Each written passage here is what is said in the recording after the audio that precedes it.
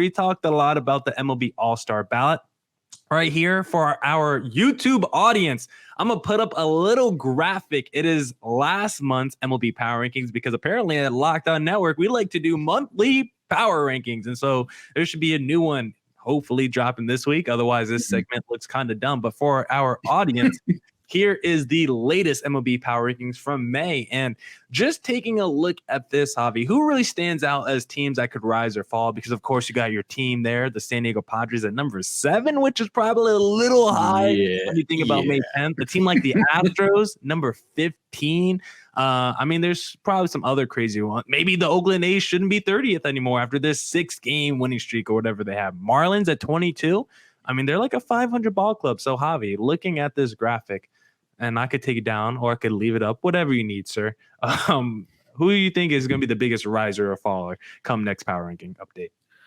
Throw that bad boy up one. All right, I'll throw it back up for you right here. It's tough, man. I think Yankees at 14 is way too low, and I think that them being in third isn't fair as a criticism for them because it's, like it's a stacked division. So I that's part of it. And then like you just said, like the Miami Marlins, got to put them up a couple steps. Although I'm not fully putting them just because I don't quite fully believe it just yet. Fully believe. I need a tiny bit more time for them. But I do think that they're clearly like significantly better than they have been in the past. I'd move Milwaukee down. I'm just not buying it. That team has never scared anyone.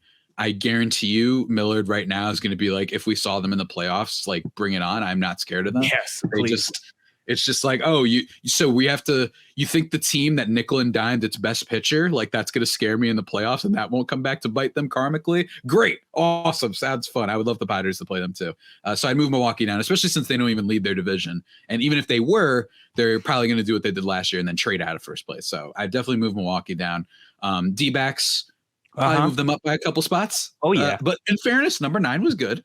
That wasn't a slight. No, right? But I'd move them up a couple spots. And then the Rangers, when I last did this with Rylan, I think they have to be top 3 next to the Reyes. Highest, I think they have the highest overall run differential in the sport currently.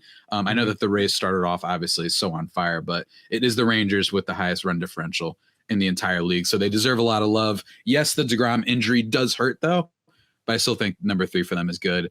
And then, I mean, you move the Padres down, man. You got it. It's been a while since we did this. This was May 10th. But from 7, I'd put them right kind of maybe where the Mariners are, around there. And I know that sounds a little bit weird, but because the Mariners have been a little bit better. But I just like that the Padres have at least had a couple areas of their team where they've been good, where I don't think that teams like the Mets, teams like, Cleveland, have barely had any bright spots in some ways. Philadelphia as well. So that's just me. What do you think? Yeah, I think the top 4 is pretty good. I think you do want to get the Rangers and D-backs probably to make a top 6, but at least having those 4 teams in the upper echelon of the power rankings, Rays, Braves, Dodgers, Orioles, that feels right. Those are 4 of the 6 40-win teams that we have in Major League Baseball right now. We don't have a ton. So those 4 teams being near the top of this power ranking feels right. Sadly, you said Padres got to go down. The Blue Jays probably got to go down too, because at the time of this power ranking, I mean, if the Yankees are 14, I mean, the Yankees are above the Blue Jays right now in the AL East. So it's like the Blue Jays probably have to drop down into those teens. The Pirates are probably cool where they are. At 11, because what are the Pirates leading their division or right near it right now? The Angels, they're probably a team that's actually probably sitting 12th, which is pretty fair because they're a few games above 500. A lot of these teams are probably pretty good. The Padres, I think, are going to fall. The Brewers, I think, are going to fall. D-backs go up. I think the Astros have to go up. They've been one of the hotter teams in baseball of the last few weeks.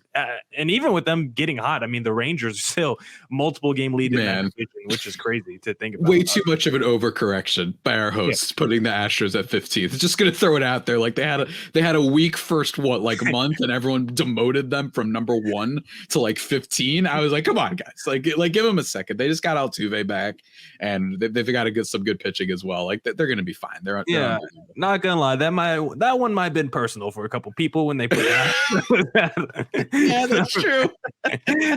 Some people might have been like, or I can't even say that. I hope no one heard that. We're gonna I might do some post editing on this podcast. You're getting killed out here, man.